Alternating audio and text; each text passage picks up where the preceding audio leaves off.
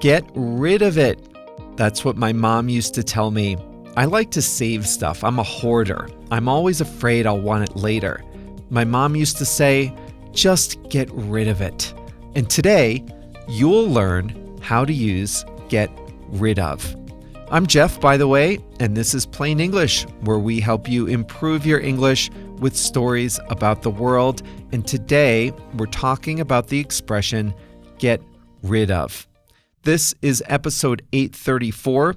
You'll find the full lesson and practice for this episode at plainenglish.com/834.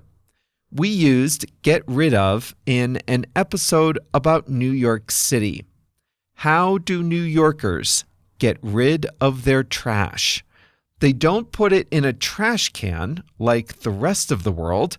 No, they just leave huge bags of trash on the sidewalk where everyone has to walk by them. Not a great way to get rid of the trash, if you ask me. Well, now you've heard it in context, so you're ready to learn how to use this essential English expression, get rid of. Before we start today's story, I'd just like to remind you that the podcast is just one part of how we can help you upgrade your English skills. At plainenglish.com, you can make faster progress with active learning strategies.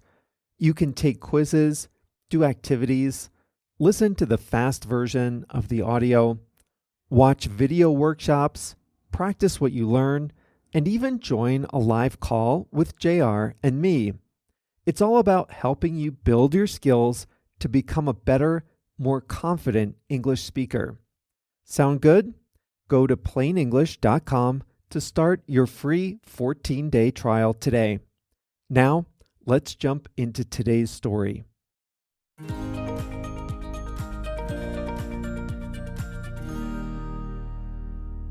Get rid of. This means to take something and remove it, eliminate it, get it out of your space, get it out of your possession. This is informal, but very common. If you move to a new house or apartment, you have some choices to make. You probably have hundreds of choices to make. As you pack, getting ready for the move, you inevitably have to ask yourself, keep it or get rid of it. I'm talking about household possessions. When you move, you have to pack everything. It takes time and money to pack and move your possessions. So this is a natural time to ask if you still want something in your life. This could be a piece of clothing. It could be a piece of furniture, souvenirs from old trips, household supplies, books, knickknacks, electronic devices you don't use anymore, chargers for electronic devices you don't use anymore. Keep it or get rid of it. You have to ask that question about everything you pack. Get rid of it doesn't necessarily mean put it in the trash, although it can mean that. It just means to eliminate from your possession. You can sell something. You can donate something. You can put it in the trash. You can recycle it. All these are ways to get rid of something.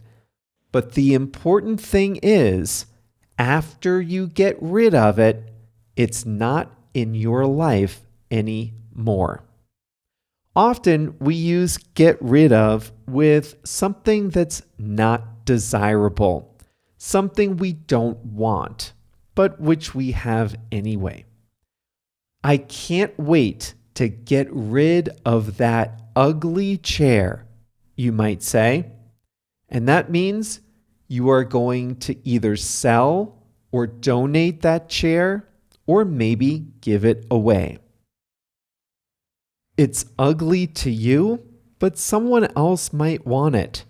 Get it out of your life. Get rid of it. Or in your garage, you might have stuff that's broken, stuff you don't use anymore. Maybe you replaced your computer and the old computer is still in a drawer. It's time to get rid of it. Take it to a recycling center, sell it, whatever, but get it out of your life. How do big city residents get rid of their trash? It's different in different places. In Amsterdam, they have a series of underground tunnels and boats that take the trash away. In Singapore, many buildings have a pneumatic system that sucks trash bags into a central container.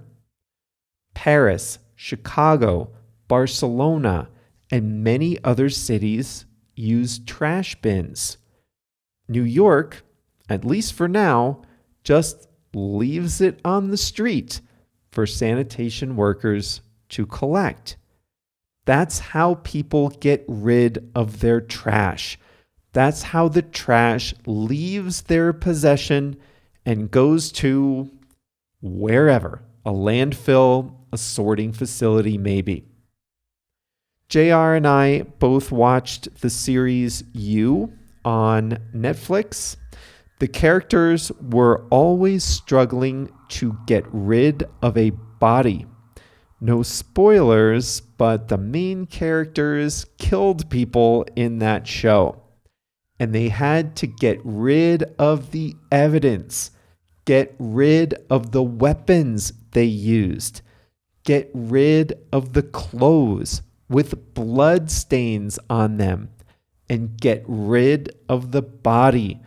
Dispose of all these things. Get them out of their possession so they were no longer in their houses, their cars, and nowhere in their lives. They tried to get rid of those things. Here are a few more quick examples. You might get rid of old magazines that you'll never read again. If you have a yard, you might want to get rid of the weeds.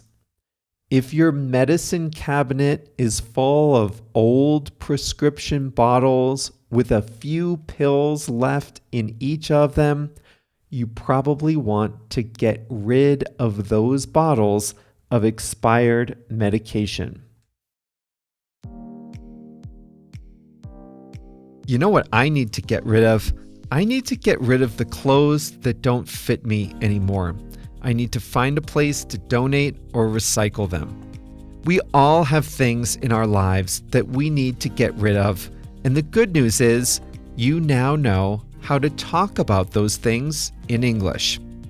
To get some more practice with get rid of, visit plainenglish.com/832. We'll be back on Monday with a new episode. See you then.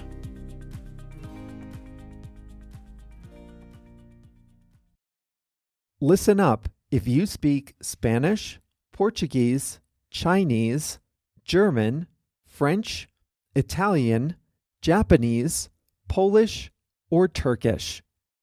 One of the most frustrating things about listening and reading in a second language is being confused by unfamiliar words or phrases. When you listen to plain English, or when you read the transcript, you probably encounter some words you don't know. When that happens, you have a few options.